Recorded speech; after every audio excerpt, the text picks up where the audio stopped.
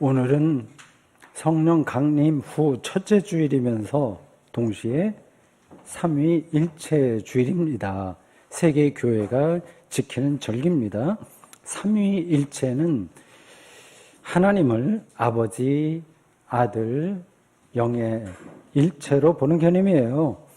낱말 뜻으로는 그냥 들리긴 하지만 그것의 실질적인 깊이를 이해하기는 좀 간단치 않겠구나 하는 생각이 들 겁니다. 구약의 하나님을 우리와 똑같이 믿는 유대인들은 이 삼위일체 개념을 당연히 거부합니다. 이슬람교도 당연히 거부하고요. 그리스도 교파 안에서도 받아들이지 않는 교파가 있습니다. 그들의 주장이 그렇게 터무니없는 건 아닙니다. 예를 들어서 예수님은 공생애 중에 기도하셨잖아요. 하나님 아버지께 기도하셨잖아요. 만약에 예수님이 하나님과 본질에서 동일하다면 자기에게 기도하는 게 되잖아요. 그건 좀 이상한 거죠. 이 일반적인 사고방식으로는 이해할 수 없는 사태가 삼위일체 개념입니다. 예수님이 산에 들인 공회에서 신성 모독죄로 징계받은 이유도 여기에 있습니다. 이런 오해를 넘어서려면 일단 기독교인들도 많이 오해를 하고 있는데 삼신론으로 떨어지거나 단일 군주론 이런 데 떨어져요. 조금 전문적인 신학 용어입니다. 이러한 오해를 넘어서려면 삼위일체 개념을 일단 정확하게 이해해야 됩니다. 삼위일체라는 단어가 신약 성경에는 나오지 않고요. 간접적인 설명만 나옵니다. 그 중에 하나가 오늘 설교 본문인 요한복음 16장 12절에서 15절입니다. 성령을 중심으로 한 삼위일체 개념에 대한 설명이에요. 우선 16장 13절을 읽겠습니다. 다시 읽겠어요. 앞에서 성경 봉독자가 잘 읽었는데 제가 다시 보겠습니다. 그러나 진리의 성령이 오시면 그가 너희를 모든 진리 가운데로 인도하시리니 그가 스스로 말하지 않고 오직 들은 것을 말하며 장래 일을 너희에게 알리시리라. 진리의 성령이라는 이 표현은 헬라어 푸뉴마, 테스, 알레테이아스인데 이걸 정확하게 번역하면 진리의 성령이 아니라 진리의 영이라고 해야 됩니다. 진리의 영은 진리를 알리고 밝히고 전달하는 능력을 가리켜요. 이 성령은 다른 말로 생명의 영, 부활의 영, 창조의 영, 종말의 영이라고도 할 수 있고 지난주 설교 본문에 나와 있는 양자의 영, 그리스도의 영 등등으로 불립니다. 성경 전반으로 놓고 볼 때 성령은 토네이도나 화산 폭발처럼 우리의 힘으로 처리할 수 없는 생명의 강력한 힘입니다. 느끼는 분도 있고 못 느끼는 분도 있을 거예요. 그걸 제가 어떻게 여러분들에게 설명해야 할지 그게 설교자로서 저에게 주어진 숙제입니다. 진리의 영이 오시면이라고 하는 이 표현은 우리가 일반적으로 알고 있는 오순절 성령 강림 사건, 사도행전 22장을 가리키는 듯 하지만 거기에 한정되지 않습니다. 이미 구약에서도 성령은 활동했어요. 하나님의 창조 사건도 성령의 힘에 의한 겁니다. 구약 사람들은 전쟁에서 승리하는 것도 영이 자기들을 도왔다 그래 생각했어요. 사도행전 2장의 오순절 성령 강림 사건은 그리스도교가 성령에 의해서 시작했고 지금도 늘 성령에 의존한다는 사실에 대한 은유예요. 메타포예요. 여러분들 일상에서 그런 경험을 했을지 모릅니다. 도저히 헤쳐나가기 어려운 정황을 버텨낸 데에는 뭔가 어떤 힘이 나에게 왔구나. 그 힘이 아니면 내가 어떻게 이 상황을 버텨냈지? 그런 경험할 겁니다. 진리의 영이 오신다라는 표현에서 중요한 점은 그 영이 예수를 믿는 사람들의 내면에서 발현되는 게 아니라 우리 밖에서 엑스트라 노스, 우리 밖에서 주어진다는 사실입니다. 그래서 그리스도교는 지난 2000년 동안 반복해서 베니 상테 스피리투스 오소서 성령이여라는 기도문을 암송하고 찬양 노래말로 불렀습니다. 오늘 우리가 예배 중에 앞에서 우리 가락에 나온 그 찬송과 비슷한 겁니다. 내용이 비슷합니다. 이 점이 바로 그리스도교가 타종교, 대표적으로는 이제 불교와 다른 점이에요. 엑스트라 노스라고 하는 이 개념이 말입니다. 불교는 자신의 내면에 자리한 불성을 깨달으라고 가르치죠. 그걸 깨달으면 윤회의 굴레에서, 지긋지긋한 이 윤회의 굴레에서, 그게 왜 지긋지긋한지 아실 겁니다. 벗어날 수 있다고, 쉬운 말로 행복해질 수 있다, 그렇게 말합니다. 그래서 불교에서는 마음 공부를 중요하게 말합니다. 세상살이는 마음먹기에 달렸다는 말까지 거기서는 가능합니다. 부처 눈에는 모두가 부처로 보이고요. 돼지 눈에는 모두가 돼지로 보인다는 어느 고승의 말이 유명하지 않습니까? 서산대사가 누군지 모르겠습니다. 심리학의 차원에서 본다면 불교의 가르침은 매우 실용적입니다. 유명 승려들이 진행하는 집단 상담이 크게 인기를 끄는 이유가 바로 사람 마음을 정확하면서도 실용적으로 분석하고 와닿잖아요. 아시죠? 어떤 이야기인지 딱 와닿고 그렇게 분석하고 처방을 내리기 때문입니다. 그게 빠져들 수밖에 없는 거예요. 그런 과정을 통해서 일종의 심리치료, 사이코세라피가 발생합니다. 그런 치료가 필요한 사람들이 있습니다. 정신과 문제로 심리적인 문제나 당장 일상생활에 어려운 분들에게는 그런 게 필요한 거예요. 이런 심리치료가 한국 사회에서는 너무 과도한 현상을 보입니다. 예컨대 고전음악도요, 여흥이 따라와야 사람들이 관심을 갖습니다. 교회 활동도 여흥을 끌어들여야만 대중적인 주목을 받습니다. 그러니까 재미가 없으면 안 된다는 거예요.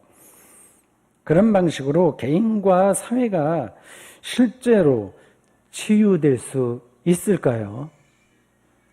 제가 보기에 그런 접근은 대증요법입니다. 어떤 어려운 일이 일어났을 때 거기에 대처하는 거예요. 당장 급할 때는 대증치료가 필요합니다. 그런데 그리스도교는 그 대증요법이 아니라 쉬운 말로 재밌게 웃고 그 어려움을 넘어가는 그런 요법이 아니라 인간 생명의 중심을 붙들려고 최선을 다했습니다. 방식이 다른 거예요. 성령이 오기를 기도하고 노래한 이유가 여기에 있습니다. 저는 그리스도교의 이 지향성이 옳다고 생각합니다. 본질적인 차원에서 죄인인 인간이 어떻게 그 죄로 인해서 벌어지는 문제들을 스스로 해결할 수 있겠습니까? 마음 편히 먹는다고 해서 정말 마음이 편해지던가요? 자기 암시를 통해서 편해지던가요? 마음을 비운다고 다짐한다고 해서 마음이 비워집니까? 그 비워진 마음에 악한 영이 들어갑니다.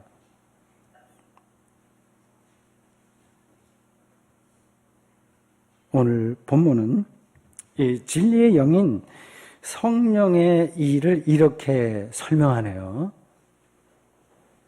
지금 제가 말씀드리고 있는 게 전달되겠죠? 진리의 영은 우리를 모든 진리 가운데로 인도하신다라고 했습니다.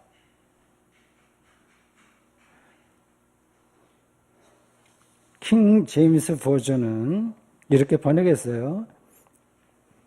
He will guide you into all truth. 가이드라고 했어요. 성령은 일종의 가이드예요. 우리를 모든 진리 안으로 들어설 수 있도록 안내하는 영입니다. 이는 곧 성령의 인도하심 없이 우리가 진리 안으로 들어갈 수 없다는 말이 됩니다.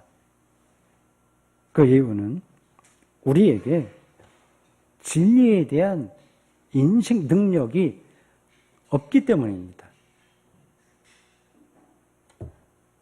이런 말을 교회 밖에 있는 사람들은 동의하지 않을 겁니다. 기분 나쁘게 생각할지 몰라요. 이렇게 반론을 펼치겠죠. 무슨 얘기나 사람에게는 뛰어난 인식 능력이 있어서 스스로 진리를 깨달을 수 있다고 말이죠. 인류가 이런 방식으로 문명을 발전시킨 거 아니냐라고 말입니다. 다른 건 제쳐두고 오늘날의 과학 발전을 생각하면 인간의 인식 능력이 매우 탁월하다는 생각을 지울 수가 없어요. 사람들은 거기에 매료당하는 겁니다. 현대인은 정말 아는 게 많아요. 저도 목사도 뭐 성경에 대해서만 조금 더 알지 다른 것에 대해서는 일반 신자들보다 더 모를 겁니다. 제 생각에 그런 모든 지식은 정보일 뿐입니다. 정보요. 정보가 진리 자체는 아닙니다. 예수 당시에 바리새인이나 율법사 등을 생각해 보십시오. 그들은 율법 조문을 잘 알았습니다. 전문가예요. 그러나 그들은 율법의 근본은 인식하지 못했어요. 자신들의 전문적인 율법 지식은 예수를 알아보는 데 도움이 되는 게 아니라 방해가 됐습니다. 이상하죠? 이상한 게 아닙니다. 오늘날 자연과학을 많이 아는 사람들이, 저도 나름으로 물리학이나 생물학이나 이런 데에 관심이 많은 사람인데, 이런 사람들이, 전문가들이 이 자연을 실제로 인식한다고 말할 수 없고요. 법조문을 많이 아는 법조인들이 법의 본질을 제대로 인식한다고 말할 수 없습니다. 자연과학의 발전은 결국 기후변화를 몰고 왔고, 어느 한계를 넘으면 과학으로 아마 막을 수 없는 때가 될 거고요. 법지식은 종종 인간성을 말살합니다. 법치주의가 인간을 살린다고 생각하십니까? 최소한의 조건인데 그게 실증적으로 절대적으로 작용하면 인간 사회는 망하는 겁니다. 마치 사람을 위해서 법이 있는 게 아니라 법을 위해서 사람이 있는 듯 합니다. 정보를 많이 안다고 해서 진리를 아는 게 전혀 아니라는 말씀입니다. 우리를 모든 진리 가운데로 인도하신다는 말을 이해하려면 엄청난 명제죠.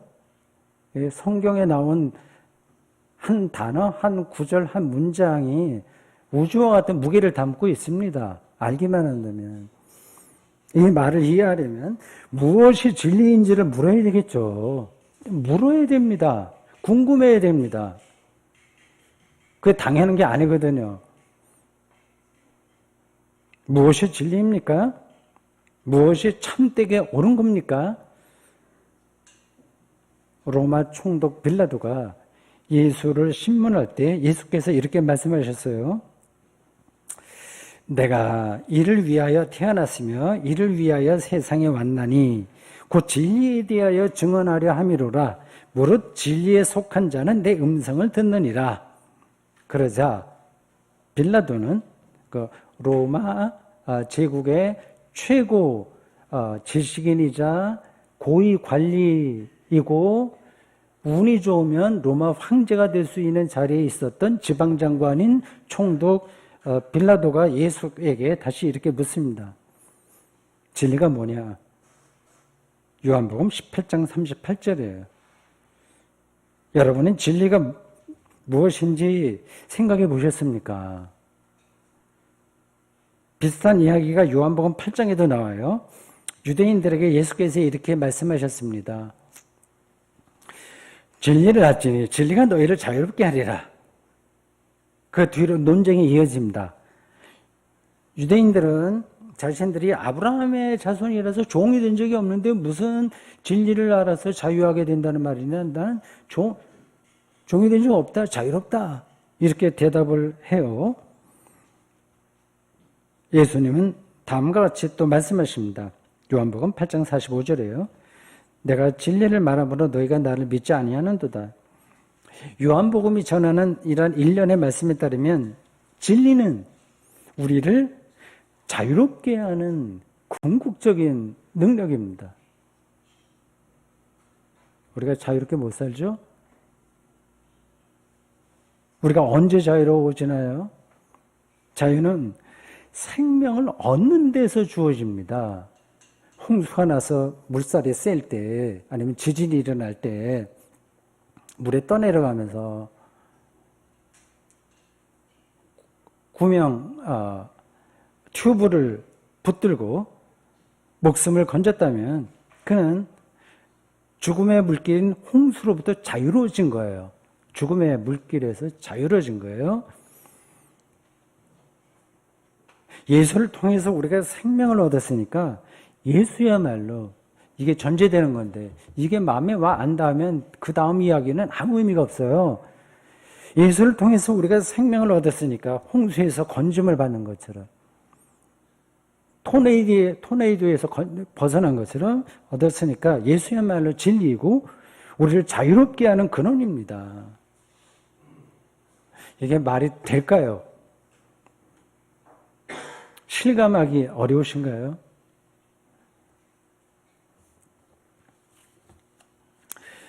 진리로 번역된 헬라어 알레티아는 이 탈, 벗어난다는 뜻의 이거 탈이라는 접두사 아와 망각이라는 뜻의 레테이아, 레테의 강이라는 헬라 신화에 나오지 않습니까? 죽으면 어느 강을 건너야 되는데 강을 건너면 모든 걸 잊어버린다는 신화 이야기입니다. 그 두 단어의 합성어입니다.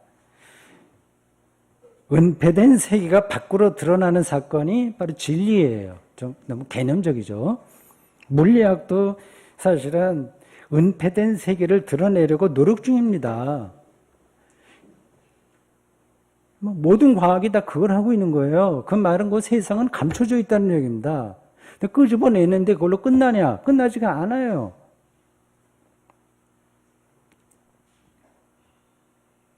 우리 개인 삶도 마찬가지예요, 사실은. 그렇습니다. 어떻게 살아야 행복한지는 눈에 보이지 않습니다. 계량화할 수가 없어요. 손에 붙들 수가 없습니다. 그래서 세상이 제시하는 모범 답안을 거의 기계적으로 따라갑니다. 답을 얻느냐? 얻지 못하죠. 그래도 가는 것뿐입니다. 아, 이런 게 행복한 거야? 저런 게 행복한 거야? 하면서 또는 인생이란 뭐 별거 있나? 다 그런 거지. 그렇게 말 뒤에 숨거나 그저 무탈하게 지내면 되지. 아니면 다른 사람보다 조금 비교적 좋은 조건으로 사는 것만으로 나는 행복했다. 그거는 만족한다고 말합니다. 말만 그렇게 하는 겁니다. 실제로는 전혀 그렇지 않은데도 자기를 속이고 있는지 몰라요. 세련되게 속이고 있는지 모릅니다. 여러분들 어떻습니까? 성경은 진리의 영인 성령이 우리를 진리 가운데로 인도한다고 말합니다. 거칠게 말해서 어떻게 살아야 행복한지를 알게 된다는 뜻이에요. 성령의 힘으로요. 시각장애인이나 청각장애인의 상태에서 벗어나서 생명의 실체를 보고 듣는 겁니다. 그래서 요한복음 기자는 진리의 영이 우리를 진리 안으로 into all truth, 진리 안으로 인도한다, 가이드한다 이렇게 과감하게 그리고 확실하게 선포할 수 있었습니다.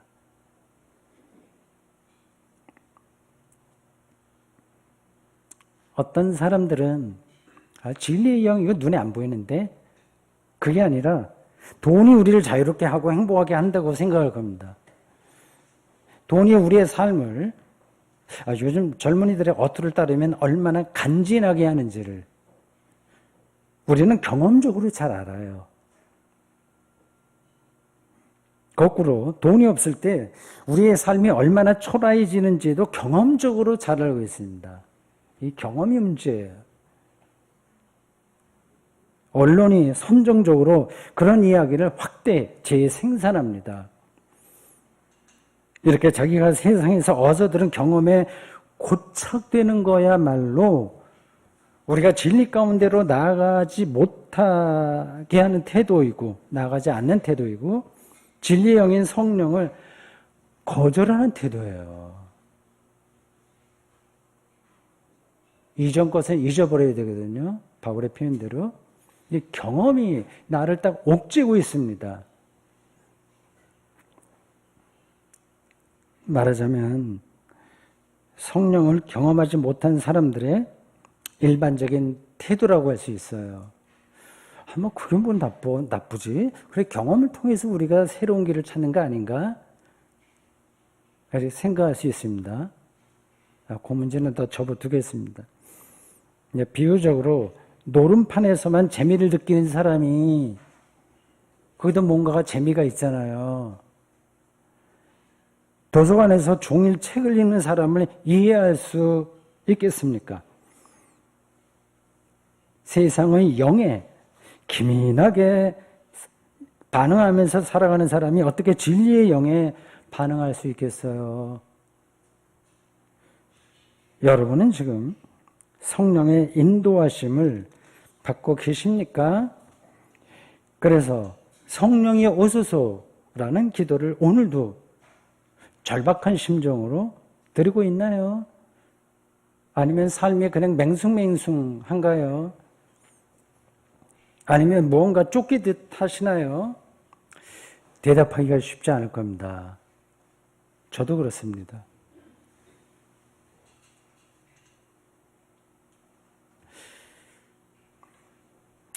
그래, 성령의 인도함을 받으려면 그러면 어떻게 해야 되냐? 성령이 오소서라는 기도를 무한 반복해서 드리면 되나? 그래서 그럴 리가 없죠. 그렇지 않습니다. 본문이 말하는 진리의 영은 그냥 막연한 영이 아니라 삼위일체에서도 이게 핵심인데 예수 그리스도의 영입니다. 예수 그리스도와 긴밀하게 연결되어 있습니다. 예수 그리스도의 일을 깨닫게 하는 이가 바로 진리의 영이에요. 요한복음 기자의 가르침입니다. 이런 점에서 진리의 영은 그리스도의 영인 거죠. 14절 말씀을 들어보십시오. 그가 내 영광을 나타내리니 예수의 영광이에요. 내 것을 가지고 예수에게 일어난 운명, 가르침 그걸 가지고 너희에게 알리시겠습니다. 알리신다는 표현이 오늘 성경 본문 요 짧은 구절에 반복해서 나옵니다.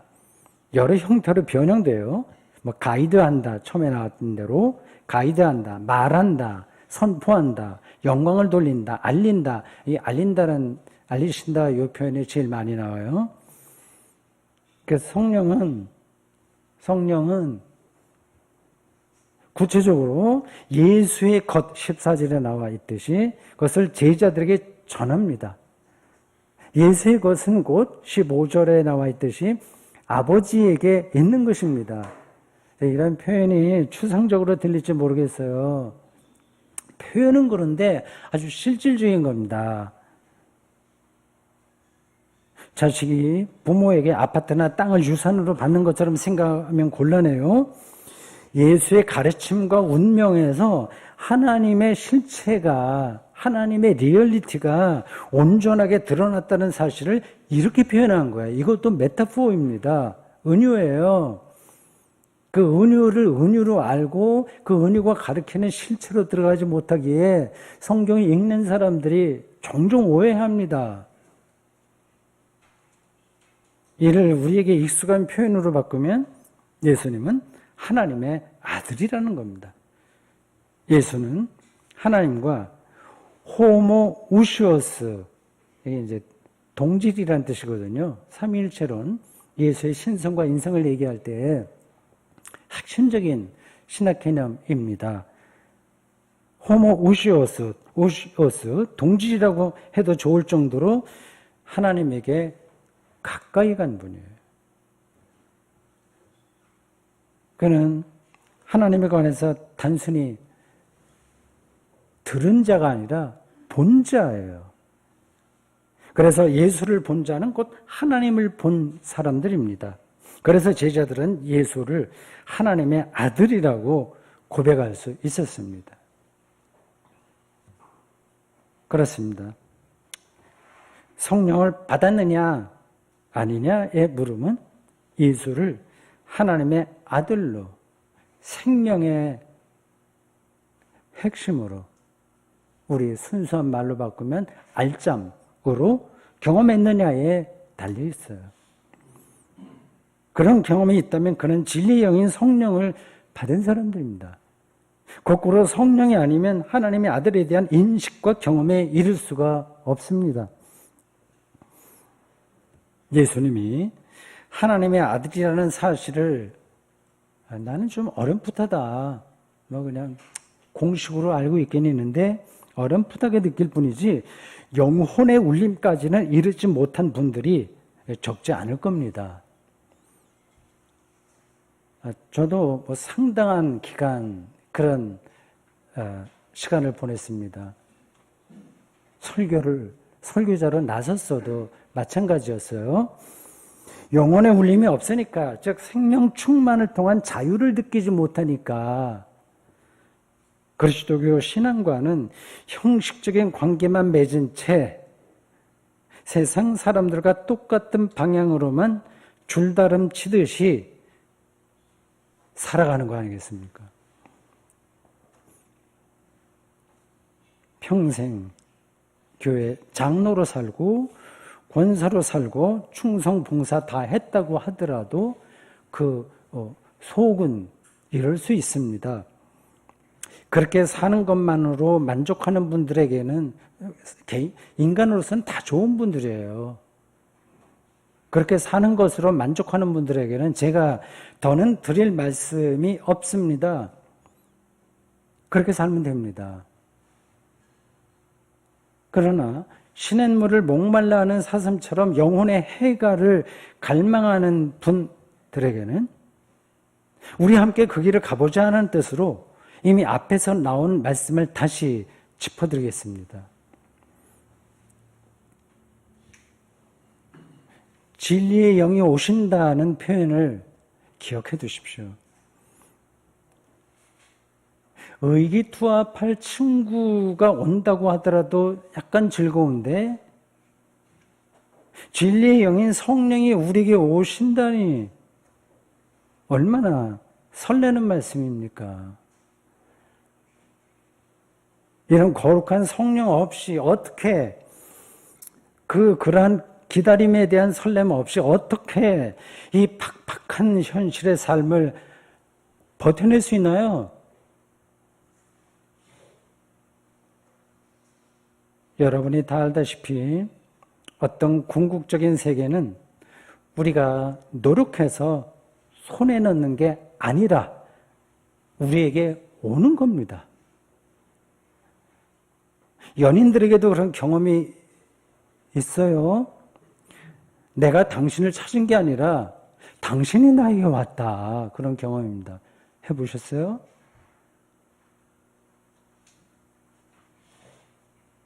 엄마들도 내가 이 아이를 낳은 게 아니라 이 아이가 나에게 왔다. 그런 경험을 합니다. 시인들도 그렇고 예술가도 다 그렇게 말하고 경험합니다.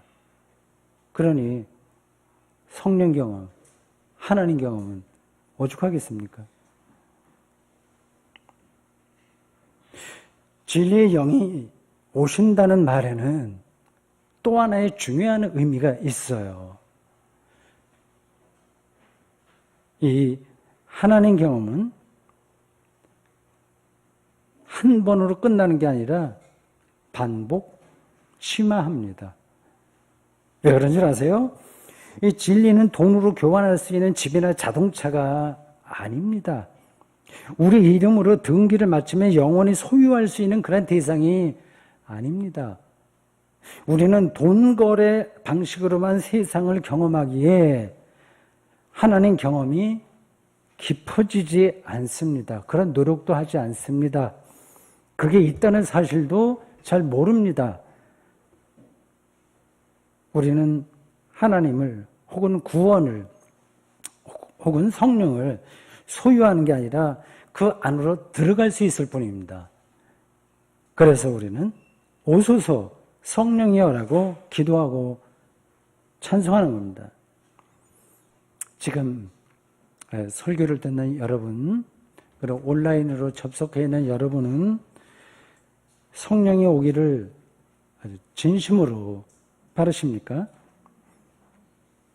관심이 없으신가요? 이 세상이 말하는 행복의 조건을 늘려야 한다는 그 강박에 그런 노력은 하면서 살긴 해야 되겠지만 거의 강박증에 이를 정도로 떨어진 사람은 그런 기도를 드릴 수 없을 겁니다. 세상 사람들은 그렇게 사니까 우리가 어떻게 하겠어요? 그러려니 하고 어쩔 수 없으나 그리스도인이 그렇게 산다면 안타까운 일이죠.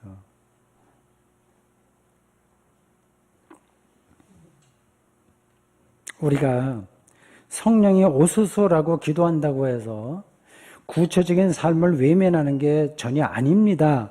이런 기도를 드리는 사람은 더 성실하게 전력 투구하듯이 살아갑니다.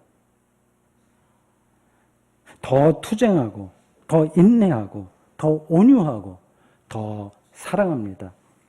사람들에게 더 가까이 가고, 더 관용하고, 악을 악으로 갚지 않는 일에 더 철저합니다.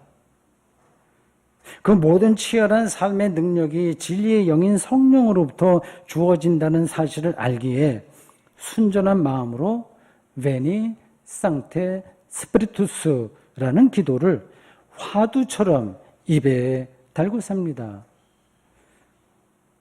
지금까지는 어땠는지 모르지만 이제부터라도 그렇게 살고 싶지 않으신가요?